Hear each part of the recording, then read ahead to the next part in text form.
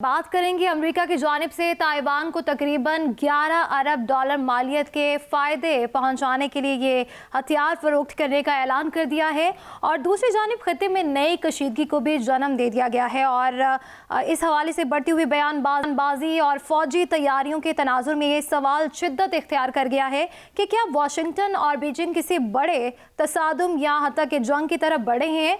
इसी पर हमारे साथ मौजूद है दिफाई तजियाकार अब्दुल्ला हमीद गुल साहब। सर, बहुत शुक्रिया आपके वक्त का। सर, ये बहुत इंपॉर्टेंट टॉपिक है और दिफाई सलाहियत में फैसला कुन ये इजाफा करेगा या फिर कशीदगी को मजीद बढ़ाएगा, क्या कहेंगे सर? इसमें कोई शक व शुबा नहीं है कि अमेरिका जो है वो थ्रेटेंड है चाइना की बढ़ती हुई पावर से। जो उसकी इकोनॉमिक ग्रोथ है, जो उसका जो दुनिया के अंदर डिप्लोमेटिक असर और रसूख है, और जिस तरीके से वो एक पॉलिटिकल लेवल के ऊपर दुनिया के अंदर एक मनूवर कर रहा है, और साथ ही साथ जो है असले की दौड़ और जो मिलिट्री माइट को मजबूत करना, टेक्नोलॉजी को जो है वो दुनिया के सामने लाना, ये सारी चीज़ें जो हैं अमेरिका की सुपर पावर की हैसियत को जो है बहुत कमज़ोर करती जा रही हैं। जिसकी बुनियाद पे ज़ाहिर है ताइवान एक सॉफ्ट वैली है चाइना की, और वो चाहते हैं कि इस सॉफ्ट वैली के ऊपर जो है वो जितना वार कर सकें। पहले भी चाइना, और आपको याद है कि जब यूएस सेक्रेटरी ऑफ स्टेट जो है, जब वो विजिट के ऊपर थी बाइडन इंतजामिया की, तो बाकायदा ताइवान के ऊपर 9 किलोमीटर के फासले पे जो है वो चाइनीज शिप जो थे वो वहाँ देखे जा रहे थे। और उन्होंने ये भी कहा था कि अगर अमेरिकन वो आई तो हम जो है बाकायदा उनके जहाज को शूट डाउन कर देंगे। नतीजा ये हुआ कि फिर अमेरिकन ने बाकायदा सपोर्ट के अंदर जो है वो जहाज को, जो यूनाइटेड स्टेट्स का जो जहाज था, उसको बाकायदा जो है वो प्रोटेक्शन दी गई। उनके जो लेटेस्ट जेट तैयारे थे उन्होंने उसको सिक्योरिटी एंटोराज के अंदर उसको जो है वो ताइवान लाए गए, और बड़ी मुश्किल से वो छुप छुपा के जो है उन्होंने जो है वो एक वहाँ अपना विजिट मुकम्मल किया।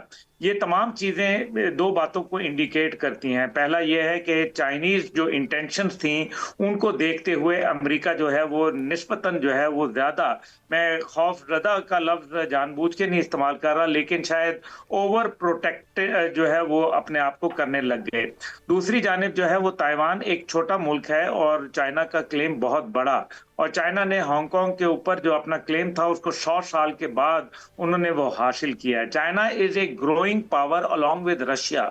चाइना और रशिया का जो गठजोड़ है वो तकरीबन दुनिया की अगर ताकत का तवाज़ुन देखा जाए तो ये 66% बनता है, जबकि अमेरिका जो है अब एक कमजोर होता हुआ मुल्क दिखाई दे रहा है, और वो ये चाहता है कि पूरी दुनिया के अंदर मुख्तलिफ रीजन्स के अंदर अपनी डोमिनेशन जो है, अपनी धौंस, अपनी धांधली, अपना जो एक धड़ल्ला और अपना जो एक मिलिट्री माइट है उसके जरिए जो है असरअंदाज हो।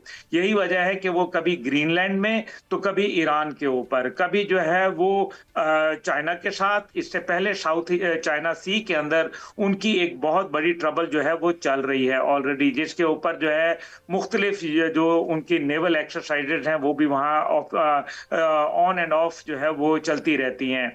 चाइना जो है वो उसने मुख्तलिफ किस्म के जो मिसाइल हैं जैसे DF-21 और DF-26 हैं वो उसने बनाए हैं। वो बुनियादी तौर पे साउथ चाइना सी के अंदर जो अमेरिकन बहरी बेड़े हैं उनके हवाले से उन्होंने जो है ये बनाए हैं, और इनको जो है एयरक्राफ्ट किलर जो है वो कहा जाता है, एयरक्राफ्ट कैरियर किलर जो है वो मिसाइल कहा जाता है। यही जो है वो मिसाइल जो है कहा जा रहा है कि ईरान के पास भी आ चुके हैं, जो शायद जंग की सूरत में USS अब्राहम लिंकन के ऊपर इस्तेमाल किए जा सकें, क्योंकि 2 चाइना के जो कार्गो थे, कार्गो जहाज, वो वहां ईरान पहुंचे, और ईरान पहुंचने के बाद 2 दिन के अंदर एक वीडियो ईरान की जानिब से जारी हुई जिसके अंदर USS अब्राहम लिंकन को डूबते दिखाया गया। तो ये वो तमाम बातें हैं जिनको मेरे ख्याल में अगर गौर किया जाए तो हमें ये अंदाजा होता है कि जो यूनाइटेड स्टेट्स ऑफ अमेरिका है वो एक स्ट्रगलिंग न्यूक्लियर पावर है। वो चाहता है कि वो अपनी डोमिनेशन कायम रखे, लेकिन क्या उसके अंदर अभी ये ताकत है कि वो जाके हमला करे? क्योंकि वेनेजुएला की मिसाल देना मेरे ख्याल में ये ज़्यादा मुनासिब नहीं होगा, क्योंकि वेनेजुएला के अंदर उनकी फौज को खरीद लिया था उन्होंने, उनकी जो लीडरशिप थी। इसी वजह से वो उनके नाक के नीचे से जो है उनके सदर को लेके चलते बने। लेकिन ये जो ताइवान और चाइना का मामला है, इसके अंदर चाइना अपने क्लेम से 1 इंच पीछे हटने के लिए तैयार नहीं है। और दूसरी तरफ यूएस जो है वो हर वक्त ताइवान को जो है वो प्रोटेक्ट करता है, लेटेस्ट असला देता है। अभी ये जो $11 बिलियन का असला वो दे रहा है, पहली बात यह है कि 11 बिलियन नहीं, इससे ज्यादा का भी असला हो तो ताइवान अपने आप को चाइना के, अगर उन्होंने कोई स्ट्राइक की तो कैसे जो है वो अपने आप को रोक पाएगा। एक हुजम का भी तो बात होती है ना, देखे ना, एक बड़ा मुल्क होता है, एक छोटा मुल्क होता है। अभी इसी से ये जो मिसाल है, मैं इससे ज्यादा अच्छी और क्या दूं कि जो ईरान और इजराइल का कॉन्फ्लिक्ट हुआ और फिर ईरान के ऊपर तो मिसाइल पड़ते रहे। ईरान तो बहुत बड़ा मुल्क है, लेकिन इजराइल की कॉन्सेंट्रेशन है, इजराइल का जो है एक छोटा सा मुल्क है, नाजायज रियासत है, उसके ऊपर जब मिसाइल पड़े तो फिर फौरन जो है वो सीज फायर के लिए अमेरिका की तरफ इजराइल भागा। ये वो तमाम चीजें हैं जो इंडिकेट करती हैं कि छोटा मुल्क जो होता है, अगर अपने हुजम के जरिए छोटा हो, चाहे वो ताकत में कितना ही मजबूत क्यों ना हो, उसके लिए आसानियां नहीं हुआ करती हैं। और यही जो मामला है ये ताइवान के ऊपर भी पूरी तरीके से फिट आता है। और मेरा ख्याल है कि ताइवान जो है वो ज्यादा देर चाइनीज प्रेशर को जो है वो सस्टेन नहीं कर पाएगा, और अमेरिकन जो हैं एक हद तक वो ताइवान को सपोर्ट करेंगे। उसके बाद जिस तरह से यूक्रेन के ऊपर उन्होंने सपोर्ट विड्रॉ कर ली थी, आपको याद होगा, और जिस तरह से सदर ज़ेलेंस्की के साथ जो है वो सलूक इख्तियार किया गया, इंतहाई नारवा, वो भी उनको जो है किसी से ढका छुपा नहीं है। तो ताइवान, अब्दुल्ला भाई आप दुरुस्त फरमा रहे हैं, हम आपकी बातों से मुत्फिक है। हमारे साथ मेजर जनरल समरेज सालिक साहब भी हैं। तो जनरल साहब, आपसे भी एक सवाल इसी रिलेटेड मैं करना चाहूंगा कि चाइना ने ताइवान को असला जो फरोख्त करने पर बात की है, अमेरिका को खबरदार कर दिया है, और टेलीफोनिक गुफ्तगू भी हुई है ट्रंप की, उसको भी शानदार करार दिया गया। अब चाइना का दौरा आ गया है, ट्रंप साहब ने जाना है अप्रैल में। तो अगर ये ताइवान वाला मसला छिड़ गया है तो फिर तो हालात कुछ इन दोनों ममालिक के खतरनाक हद तक जा सकते हैं। आप जनरल साहब किस नजर से इसको देखते हैं? Thank you very much. Abdullah गुल ने बहुत अच्छे आर्गुमेंट्स दिए। 2-3 चीजों का मैं जिक्र करना चाहूंगा। एक ग्रीक फिलोसोफर थे प्री बीसी, जिनका नाम था थुसिडाइडीज। उनका ये कहना था कि जब कभी एक एग्जिस्टिंग पावर चैलेंज की होगी बाय एन इमर्जिंग पावर तो जंग के चांसेस बहुत ज्यादा होंगे, और इसको कहा जाता है थुसिडाइडीज ट्रैप। दुनिया में इस तरह की तब्दीलियां इस वक्त 15 के करीब हो चुकी हैं, जिसमें से 11 में जंगें हुई। 4 जो थी वो पीसफुल ट्रांजिशन थी कि एक पावर को किसी दूसरी पावर ने रिप्लेस किया। हमारे रिसेंट पास्ट में हम कह सकते हैं कि ब्रिटेन और यूएस का जो चेंज ओवर हुआ था वो पीसफुल था। तो दुनिया इस वक्त it is holding it's breath कि इन ये जो ट्रांजिशन अभी हो रही है अमेरिका और चाइना के दरमियान, इस पे जंग ना हो। मेरी असेसमेंट में, जैसे अब्दुल्ला भाई ने भी कहा, अमेरिका भी इस जंग की पोजीशन में नहीं है। इसमें कोई शक नहीं कि वो जाहिर है अमेरिका अपने तमाम हरबे इस्तेमाल करेगा, और जो कुछ अभी तक उसने इस्तेमाल किए उनका मैं बड़ा क्विकली जिक्र करना चाहूंगा। एक तो उसने टैरिफ वॉर लड़ी चाइना के खिलाफ, नो बिग सक्सेस। दूसरा, उसने वेनेजुएला के एक्शन करके चाइना की एनर्जी सिक्योरिटी को चैलेंज किया। तीसरा, ईरान के ऊपर वो एक्शन करना चाहता है जिससे चाइना की एनर्जी सिक्योरिटी और कंप्रोमाइज होगी।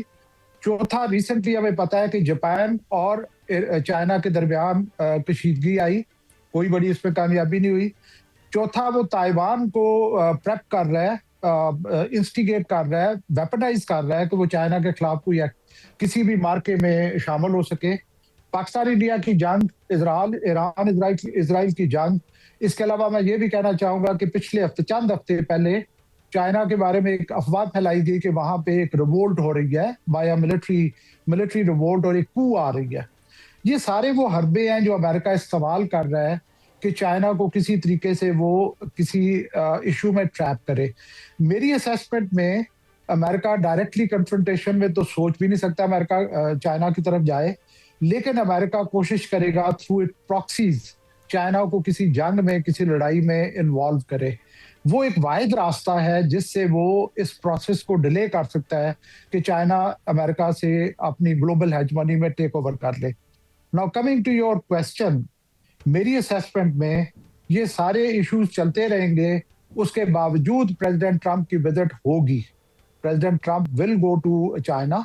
ये बाकी जो छोटे मोटे पिन प्रिक ऑपरेशन चल रहे हैं, छोटे मोटे इश्यूज चल रहे हैं, ताइवान को वेपन देना, ईरान के इश्यूज, ये दे में भी एक साइड प्रोग्राम के तौर पे चलते रहेंगे।